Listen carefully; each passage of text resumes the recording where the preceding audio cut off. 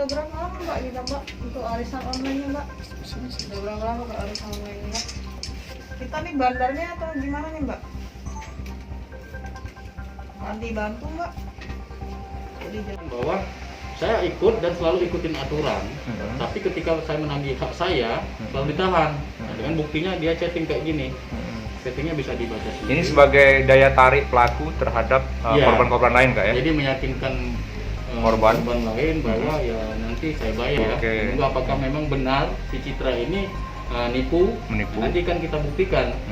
Nah, ketika itu lain yang akan melaporkan. beliau. Oke. Informasi nanti di Sumut sudah ada satu, di Polda Metro Jaya nanti akan menyusul.